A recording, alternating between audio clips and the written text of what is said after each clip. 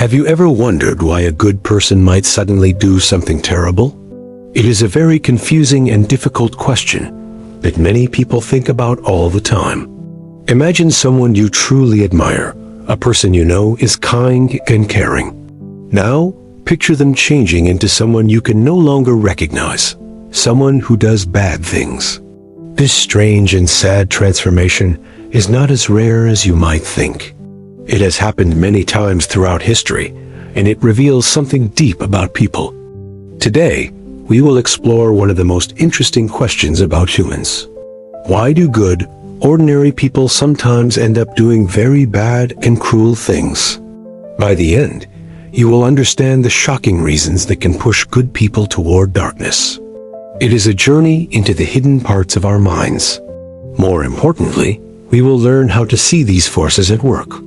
We will also discover how we can stand up to them and choose a better path. The last idea we will discuss is the most important one.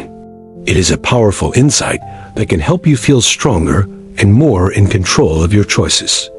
We will look at psychological tests and big moments in history. We will also think about what great thinkers have said about the thin line between good and evil. This is not just a story about other people who lived long ago. It is like looking in a mirror that forces us to think about ourselves. You will have to ask yourself, what would I have done in that situation? Could these same forces of darkness also have an influence over me? Let's begin with the Lucifer effect. This is an idea made famous by a psychologist named Philip Zimbardo. He wanted to understand this very same problem.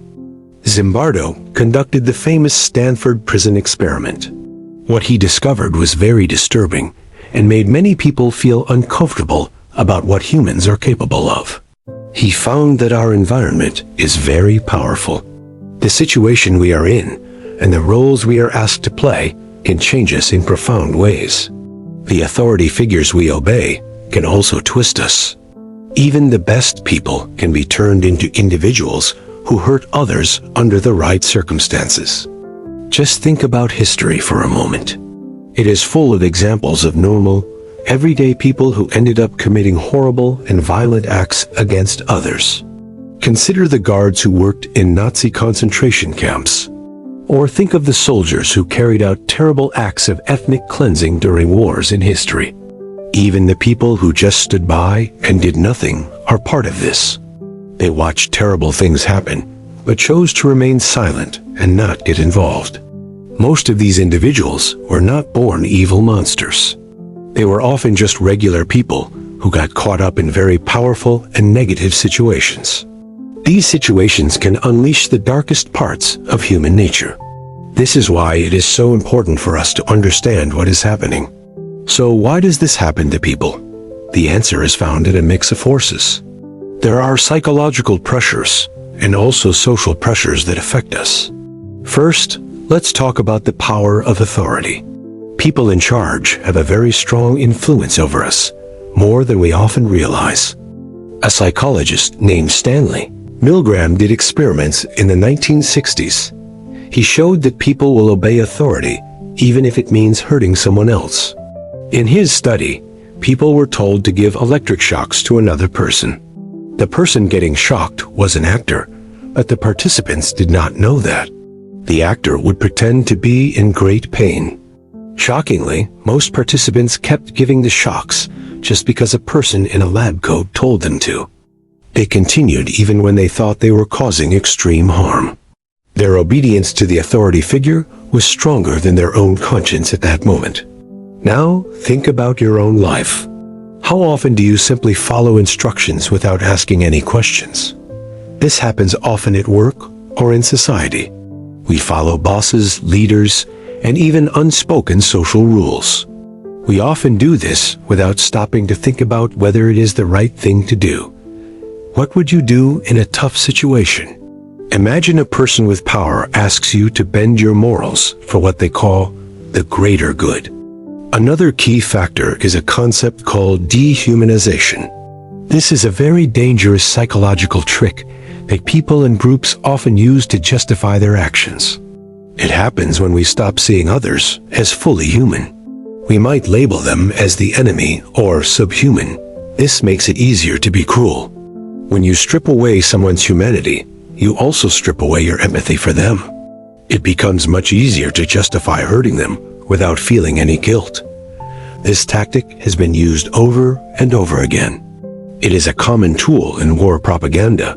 It is also used in many political conflicts. It is much easier to harm someone if you no longer view them as a person. When they are just a label, they no longer seem to deserve compassion. Think about the language we often hear today. In politics and on social media, people are often reduced to simple negative labels or unfair stereotypes. This kind of language lessens our empathy and our connection to others. It creates a dangerous mindset of us versus them, which can lead to conflict. But dehumanization is not the only piece of the puzzle. Social roles and the dynamics of a group also play a very big and important part. Zimbardo's Stanford Prison Experiment showed this very clearly. He took a group of college students and put them in a fake prison setting to see what would happen. They were randomly chosen to be either guards or prisoners. The experiment was supposed to last for 2 weeks, but it had to be stopped much sooner. Within just a few days, the students assigned as guards began to act in abusive ways. They became cruel and controlling toward the prisoners. At the same time, the students who were prisoners showed signs of extreme stress. They became passive and submissive in the face of the guards' behavior. The most shocking part was how fast it all happened. The students quickly forgot who they were and simply conformed to the roles they were given. This experiment raises a very important question for all of us. How much of our own identity is shaped by the roles society gives us? Are we truly free to act as individuals with our own minds?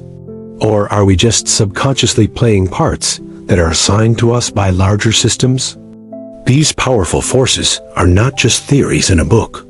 Authority, dehumanization, and group pressure are active in our daily lives, influencing us constantly.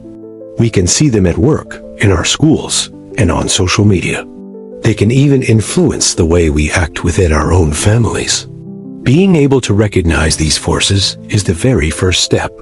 If we can see them, we have a chance to resist their negative influence. But what about the tipping point? What is that exact moment when a good person finally crosses the line and does something truly bad? That moment is often very subtle and quiet. It usually begins with a series of small compromises that seem harmless at the time. It might start with a choice to stay silent when you see an injustice. Or you might agree to go along with something wrong, just this once. Over time, these small choices can add up. They create a slippery slope that can lead a person to a complete moral failure they never expected. Now, let's confront a question that many people have. Are some people just naturally immune to this Lucifer effect? Is it something we all must face? The answer might make you feel a bit uncomfortable. The truth is that none of us are completely immune to these powerful social and psychological forces. Psychologists have debated the role of personality for a long time. Some traits, like having strong empathy or moral courage, can certainly help protect a person. However, the hard truth is that under the right conditions, anyone can fall. The wrong circumstances can bring out the worst in even the best people. Think of it like this. We all have the ability to do great good, but we also all have the capacity to do unspeakable harm. This idea of duality is a common theme in stories and religion. The famous psychiatrist Carl Jung wrote about this idea in his work. He called the darker part of our psyche the shadow. These are the parts of ourselves that we often try to hide or ignore. Jung believed that to truly know ourselves, we must face the shadow. We have to bring it into our conscious mind and understand it. Have you ever felt a sudden burst of anger that surprised you? Or have you said something in the heat of the moment that you regretted later? These moments are glimpses of your shadow self at work. If we leave this shadow unchecked, it can grow and lead us toward the Lucifer effect. But there is also some very hopeful news here. Being aware of our shadow and these forces is our greatest defense against them. It gives us power. By understanding how moral collapse happens, we gain the ability to resist it. Let's look at how we can fight back against these forces. One of the most sneaky mechanisms is called moral disengagement. This idea comes from the psychologist Albert Bandura, and it is very insightful. It explains how people rationalize their bad behavior. They do this to avoid feeling guilt or remorse for the harmful things they have done. For example, a person might tell themselves, "Everyone else is doing it." Or they might say, "The ends justify the means," to feel better. These excuses create a mental distance from the bad action. It makes it easier for people to do things that go against their own values. The antidote to this is something called moral vigilance. This means we have to actively question our own actions and their consequences, which can be hard. Another powerful tool we can use is empathy. Empathy is the ability to feel and understand what another person is experiencing from their point of view. Empathy works as a direct counter to dehumanization. When we truly see others as real people with feelings, it is much harder to harm them. This is why things like storytelling and art are so important. They remind us that we all share a common humanity and break down barriers. But what about the bigger picture? How can we fix the large systems and structures in society that allow the Lucifer effect to happen? This is where we need to think about leadership. We also need to think about our collective responsibility to create a better and more just world. History shows us that powerful leaders can either lift people up or corrupt them. A leader's influence can change an entire society for good or for evil. For example, Adolf Hitler used fear and prejudice to justify his terrible actions. He manipulated an entire nation into following a dark and destructive path. On the other hand, leaders like Mahatma Gandhi and Martin Luther King Jr. did the opposite. They used their influence to inspire positive and peaceful change. This leads us to a very important question for today. What kind of leaders do we choose to follow in our own lives and society? And what kind of influence do we have on other people? Even if we don't have a formal title, we all influence those around us. We influence our families, our friends, and our coworkers. The question is whether we use that influence to promote compassion or to spread division.